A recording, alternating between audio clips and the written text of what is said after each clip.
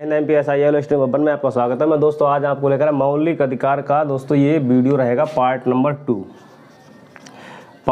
2। दोस्तों पहले पार्ट में मैंने दोस्तों बताया था समता और समानता का अधिकार बताया था, जो दोस्तों कहाँ तक था 14 से लेकर आर्टिकल 14 से लेकर आर्टिकल मतलब अनुच्छेद 14 से लेकर 18 तक मैंने दोस्तों कल वाली वीडियो में दोस्तों बता दिया था। वो दोस्तों आप चाहे देख सकते हैं, पिछली वाली वीडियो देखेंगे तो आगे वाली वीडियो आज ज़्यादा अच्छे समझ में आएगी। अब दोस्तों उससे पहले दोस्तों आज पूरे भारतवासियों के लिए दीपावली की हार्दिक शुभकामनाएं सभी दोस्तों के लिए और मेरे यूट्यूब फैमिली के लिए। अब दोस्तों वीडियो को स्टार्ट करते हैं। अब दूसरे नंबर पर था स्वतंत्रता का अधिकार। स्वतंत्रता का अधिकार दोस्तों दिया गया है आर्टिकल 19 से लेकर आर्टिकल 22 तक। आर्टिकल 19 से लेकर आर्टिकल 22 तक। अब दोस्तों इसमें स्वतंत्रता दोस्तों कितने प्रकार की, 6 प्रकार की स्वतंत्रता दी है। आर्टिकल 19 में, अनुच्छेद 19 में जो स्वतंत्रता दी गई है वो दोस्तों है 6 प्रकार की स्वतंत्रता दी गई, 2, 3, 4, 5 फिर 6 दोस्तों ये दी गई थी। पहले जो मूल संविधान में था, मूल संविधान में क्या था, इसको दोस्तों मूल संविधान में ये स्वतंत्रता जो दी गई थी ये 7 प्रकार की दी गई थी। एक था दोस्तों संपत्ति का अधिकार, वो दोस्तों संपत्ति का अधिकार था। संपत्ति का अधिकार वो 44वें संविधान संशोधन जो है 1978 में उससे हटाकर कहाँ कर दिया गया, 300A में कर दिया। आर्टिकल 300A में दोस्तों वो कानूनी अधिकार बना दिया गया संपत्ति का अधिकार। दोस्तों ये चीज़ इंपॉर्टेंट है, ध्यान रखेंगे दोस्तों। ऐसे ही मेरे मौलिक अधिकार कितने थे, 7 थे, अब कितने हैं, 6 मौलिक अधिकार दिए हुए हैं। वही दोस्तों एक मौलिक अधिकार जो है कानूनी अधिकार के रूप में बना दिया गया, वो दोस्तों अनुच्छेद 300 में कानूनी अधिकार बना दिया गया। अब दोस्तों आइए देखते हैं दोस्तों स्वतंत्रता का अधिकार। नंबर 2 पे क्या है, स्वतंत्रता का अधिकार। स्वतंत्रता का अधिकार आर्टिकल 19A कहता है बोलने की स्वतंत्रता, या बोलने की मतलब कहीं भी कुछ भी आप बोल सकते हैं, कोई आपके लिए रोकने वाला नहीं है।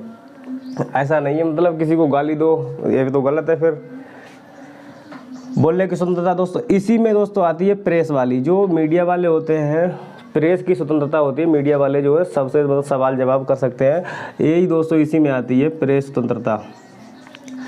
अब आर्टिकल 19B कहता है शांतिपूर्वक, मतलब शांतिपूर्वक बिना हथियार के आप कहीं भी इकट्ठे होकर मीटिंग कर सकते हैं।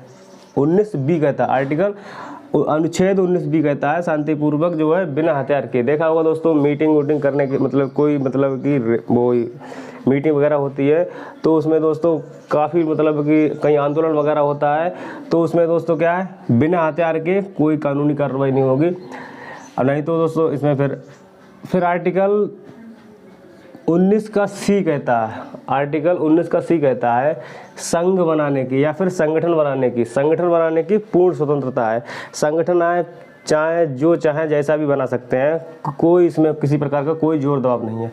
आर्टिकल 19D कहता है, आर्टिकल 19D कहता है आवागमन की स्वतंत्रता। आवागमन की आप पूरे देश में कहीं भी आ जा सकते हैं, पूरे देश में कहीं भी आ जा सकते हैं, कोई दिक्कत नहीं है।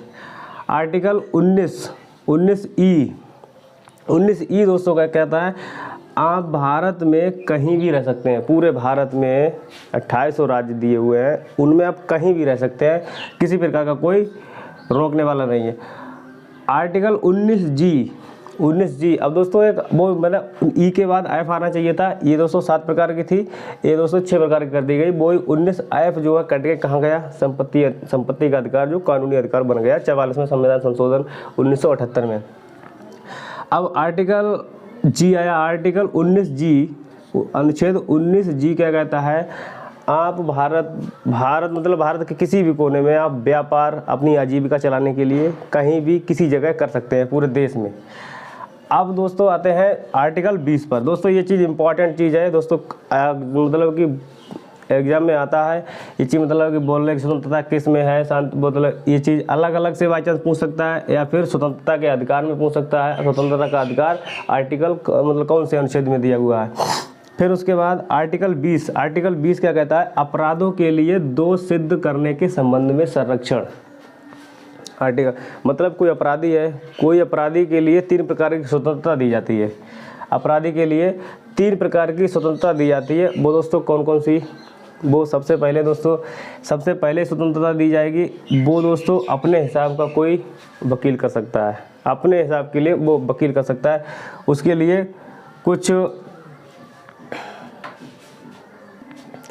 सबसे पहले नंबर पर दोस्तों ये दोस्तों अपराध के लिए दोष के संबंध में संरक्षण। सबसे पहले दोस्तों एक अपराध के लिए एक ही सज़ा दी जाएगी, एक अपराध के लिए एक ही सज़ा दी जाएगी। एक अपराध इसे बोल सकते हैं एक अपराध एक सज़ा। और दूसरे नंबर पर दोस्तों क्या है इसमें? दूसरे नंबर पर इसमें तो अगर कोई किसी प्रकार के कानून में अगर अदला बदलाव होता है तो जिस समय अपराध किया गया है उस समय की सज़ा दी जाएगी, ना कि इधर उधर की दी जाएगी। उसको ध्यान रखेंगे, जिस समय अपराध हुआ है उसी समय की कानूनी व्यवस्था लागू होगी, ना कि कानून आगे बना या फिर पीछे बना, उससे कोई मतलब नहीं। जिस टाइम जो अपराध हुआ है उसी टाइम वो सज़ा मिलेगी। नंबर 3 पर क्या है? नंबर 3 दिया है, नंबर 3 दोस्तों नंबर की स्वतंत्रता क्या है? नंबर 3 में स्वतंत्रता यह है अपने विरुद्ध किसी की गवाही देने के लिए कोई बाध्य नहीं कर सकता है। अपने विरुद्ध जो है कोई भी गवाही दे सकता है, उसके लिए किसी प्रकार की कोई रोक टोक नहीं है। दोस्तों आई होप आप ये चीज़ समझे होंगे ध्यान से। अब दोस्तों आर्टिकल 21 आता है।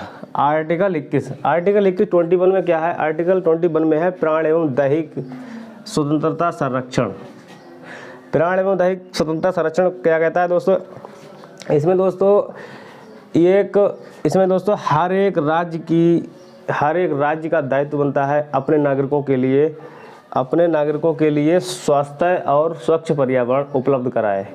इसीलिए दोस्तों एक कानून बना था दोस्तों, उसे राष्ट्रीय हरित न्यायाधिकरण कानून 2010, राष्ट्रीय हरित न्यायाधिकरण कानून 2010, जो दोस्तों अक्टूबर 2010 में दोस्तों लागू हुआ था। अक्टूबर 2010 में जो है क्या लागू हुआ था? अक्टूबर 2010 में क्या लागू हुआ था? कौन सा था? राष्ट्रीय हरित न्यायाधिकरण अधिनियम, वो दोस्तों 2010 में लागू हुआ। और दोस्तों इसकी खंडपीठ दोस्तों कहाँ है? दिल्ली में है। इसकी जो है दिल्ली है, भोपाल है, चेन्नई है, कोलकाता है। इसकी दोस्तों खंडपीठ है ये कोलकाता। दोस्तों इसकी खंडपीठें हैं। अब दोस्तों आते हैं आर्टिकल 21 के काम में। 21 के काम में दोस्तों ये क्वेश्चन बहुत ही इंपॉर्टेंट है। आर्टिकल 21 के काम मतलब अनुच्छेद 21 के काम है। इसमें मैंने दोस्तों लिखा हुआ है 6 से 14। ये दोस्तों क्वेश्चन यूपी टेट एग्जाम में काफ़ी बार पूछ चुका है दोस्तों। ये क्वेश्चन मतलब कि जहाँ टीचिंग का एग्ज़ाम होगा जहाँ तक है 99% करीब ये क्वेश्चन बनता है, किसी न किसी रूप में ये क्वेश्चन अवश्य मिलेगा। इसमें दोस्तों क्या है? इसमें दोस्तों 6 से 14 वर्ष के बच्चों के लिए सरकार का दायित्व बनता है निःशुल्क और अनिवार्य शिक्षा उपलब्ध कराना। 6 से 14 वर्ष के बच्चों के लिए। इसमें दोस्तों 6 से 14 वर्ष के लिए बच्चों के लिए शिक्षा, ये दोस्तों संशोधन कब हुआ? ये 86वां संशोधन है। 86वां संशोधन है 2002। 86वां संशोधन अनुच्छेद 2002। 86वां संशोधन 2002 में जो है इसका संशोधन हुआ था कि 6 से 14 वर्ष के लिए बच्चों को निःशुल्क और अनिवार्य शिक्षा का प्रावधान किया जाए। अब दोस्तों आते हैं अनुच्छेद 22 की तरफ। अनुच्छेद 22 क्या कहता है? कुछ दशाओं में गिरफ्तारी और निरोध में संरक्षण। जैसे मान लिया पुलिस ने किसी प्रकार का कोई हिरासत में ले लिया। हिरासत में लेने का मतलब ये है, मतलब कोई किसी प्रकार का दंगा होने से पहले, क्योंकि जैसे कि प्रधान के चुनाव में ये अक्सर होता है, जो प्रधान का चुनाव होता है उसमें जो है जो मुचलिका उसे बोलते हैं, मुचलिका भरे जाते हैं। तो कुछ लोग जो मतलब ये लड़ाई दंगे करने वाले होते हैं तो उनके नाम जो है भर के थाने में पहुंच जाते हैं। वो पुलिस जो है उनके नाम की मतलब कि जारी कर देती है। जारी करने के बाद फिर उनकी जमानत वगैरह होती है दोस्तों। उसी आधार पर ये दोस्तों कुछ दशाओं में गिरफ्तारी, मतलब कुछ दशाएं ऐसी होंगी तो उसमें दोस्तों हिरासत में ले लिया जाएगा। हिरासत में लेने के बाद उसमें क्या होता है, जिस व्यक्ति के लिए हिरासत में लिया जाएगा उसे भी 3 प्रकार की स्वतंत्रता है। 3 प्रकार की स्वतंत्रता है। अब दोस्तों कौन सी है, सबसे पहले दोस्तों उसे जो है 24 घंटे के अंदर, जहाँ पहली बात नंबर 1 पर क्या होगा, जिस जगह उसको हिरासत में लिया गया है। दोस्तों ये इंपॉर्टेंट चीज़ है, हर किसी व्यक्ति के लिए ज़रूरी है। आर्टिकल 22, जहाँ जिस जगह हिरासत में लिया गया उसके लिए कारण बताना पड़ेगा कि किस कारण बताना पड़ेगा। ये दोस्तों मुजरिम जो है पूछ सकता है, कारण बताना उसे पड़ेगा, मतलब जो भी पुलिस वाले होंगे उनके लिए कारण बताना पड़ेगा। और नंबर 2 पे दोस्तों क्या है, 24 घंटे के अंदर जो भी दंडाधिकारी होता है, जो दंड देने वाला अधिकारी होता है, उसके सामने पेश किया जाएगा। 24 घंटे का मतलब ये है कि आने जाने का समय छोड़कर, जो आने जाने में मतलब कि मुजरिम के लिए गिरफ्तार करेंगे, जहाँ से गिरफ्तार करेंगे वहाँ से मतलब जहाँ तक ले जाएंगे, आने जाने का समय छोड़, कुल मिला के बात यहाँ पर आने जाने का समय छोड़कर, समय को छोड़कर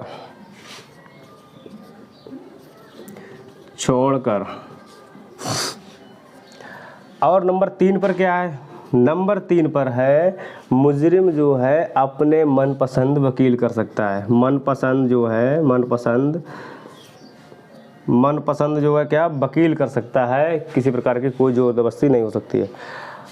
अब दोस्तों आई होप आप ये मौलिक अधिकारों के लिए दोस्तों, अब दोस्तों एक बार रिवाइज के तौर पर देख लें दोस्तों, ये एग्जाम के पॉइंट ऑफ व्यू से दोस्तों कोई पूछे, मतलब एग्जाम में पूछा जाए स्वतंत्रता का अधिकार आर्टिकल कौन से अनुच्छेद दिया है, 19 से अनुच्छेद 19 से और अनुच्छेद 22 तक दिया गया है। अब अनुच्छेद 19 में कितने प्रकार की स्वतंत्रता दी गई है, तो 6 प्रकार की दी हुई है। पूछा जाए मूल संविधान में कितने प्रकार की है, मूल संविधान में दोस्तों कितने प्रकार की है, 7 प्रकार की है। और जो अभी मतलब जो संशोधन वगैरह हुआ, 44वां संशोधन 1978 में जो हुआ था, उसके तहत पूछे तो दोस्तों 6 प्रकार की स्वतंत्रता है। 6 प्रकार के 19 में ये जो है बोलने की स्वतंत्रता, मतलब बाद या फिर अभिव्यक्ति की आज़ादी। 19 भी कहता है शांतिपूर्वक किसी प्रकार मतलब कि बिना हथियार के आप गोष्ठी कर सकते हैं। 19 सी कहता है संघ बनाने की स्वतंत्रता। 19 डी कहता है आवागमन, आप देश में कहीं भी आ जा सकते हैं। 19 ई कहता है निवास, मतलब देश के किसी भी कोने में आप रह सकते हैं। 19 जी कहता है आप कहीं भारत में, पूरे देश में कहीं भी व्यापार आप कर सकते हैं अपनी आजीविका चलाने के लिए। आर्टिकल 19-20 कहता है अपराधों के लिए दोष के संरक्षण। दोस्तों नियम मैंने दोस्तों बताए, दोस्तों एक अपराध के लिए एक कानून दिया जाएगा उसके लिए इस हिसाब से। फिर आर्टिकल 21 प्राण एवं दैहिक की स्वतंत्रता का संरक्षण। दोस्तों ये अक्टूबर 2010 में दोस्तों ये राष्ट्रीय हरित क्रांति प्राधिकरण एक्ट स्टार्ट हुआ था। इसमें दोस्तों आर्टिकल 21 में क्या है दोस्तों, 6 से 14 वर्ष के बच्चों के लिए 66वां संविधान संशोधन 2002 के तहत जो है ये दोस्तों बच्चों के लिए 6 से 14 वर्ष के बच्चों के लिए निःशुल्क और अनिवार्य शिक्षा का प्रावधान किया गया था। आर्टिकल 22 दोस्तों कुछ दशाओं में गिरफ्तारी और निरोध में संरक्षण। उसमें दोस्तों कारण बताना पड़ेगा, जहाँ से गिरफ्तार किया उसे कारण बताना पड़ेगा। उसके बाद दोस्तों 24 घंटे के अंदर उसे पेश किया जाएगा दंडाधिकारी के पास, आने जाने का समय छोड़कर। और दोस्तों वो अपना मनपसंद का वकील कर सकता है, उसके लिए किसी प्रकार की कोई ज़बरदस्ती नहीं होती है। दोस्तों आई होप आप ये चीज़ समझे होंगे। Thank you. जय हिंद, जय भारत।